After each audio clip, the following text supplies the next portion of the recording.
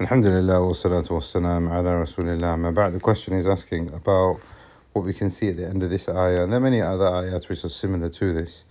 You can see here the name of Allah subhanahu wa ta'ala ending with the mu'arraf al and al. وَإِن تَوَلَّوْا فَإِنَّمَا هُمْ فِي شِقَاقٍ فَسَيَكْفِيكَهُمُ اللَّهُ وَهُوَ السَّمِيعُ الْعَلِيمُ. So why is it mu'arraf here, meaning with the alif and the lam? And in other ayat, I'm just going to try and scroll down. He's given me a reference, but I mean, there are plenty of examples of this anyway. But if I can just go down, where the mu'arraf is not used. So for example, here, Inna Allah Sami'un Alim. The first one, Huwa Sami'ul Alim. But here, Inna Allah Sami'un Alim, as you can see at the end of this ayah, there is no al. At the end of this ayah, there is no al.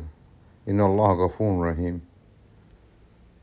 And like I said, there are many examples of this in the Quran. What's the difference between the al and without the al? Two things. Number one, the al refers to the name of Allah subhanahu wa ta'ala, and then by extension his attribute also. Because he is Ar-Rahman, Ar-Rahim, As-Sami', Al-Alim, At-Tawwab, Al-Ghafur, etc. So that al makes it mu'arraf because it is ismul alam, meaning it's a name of Allah subhanahu wa ta'ala. Whereas without the al, it is referring to an attribute. That's the first thing that we need to understand. Now, as you can see, this is beneficial in tafsir, but also important when it comes to aqeedah and Arabic language, etc. Okay, so with the al, it's referring to a name of Allah. Without the al, it's referring to, within this context here, it is referring to an attribute. So, Inna Allah Sami'un Alim, surely Allah is all hearing and all knowing, an attribute. Inna Allah Ghafurur Rahim, surely Allah is all forgiving and most merciful, or the shower of mercy attribute. That's the first thing we need to understand, the al and the absence of the al. The second thing that we need to also understand is that sometimes the al is omitted, but it is still referring to a name. Now this is important. When a person is calling out to Allah subhanahu wa ta'ala, you will not use the al-mu'arraf form. So you will not say, Ya Ar-Rahman, Ya Ar-Rahim, Ya Al-Ghafur, forgive me, Ya Ar-Razzaq, give me, Ya Al-Hay, Ya Al-Qayyum. You will not say it like that.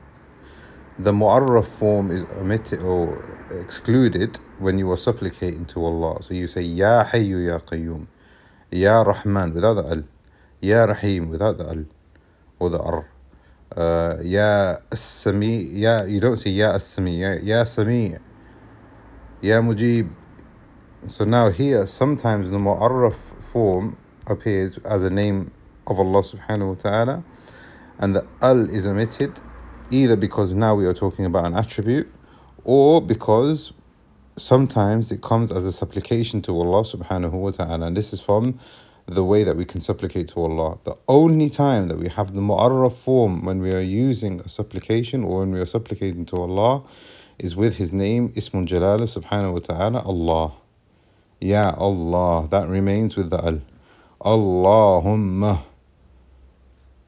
And that Allahumma cannot be used with any other name.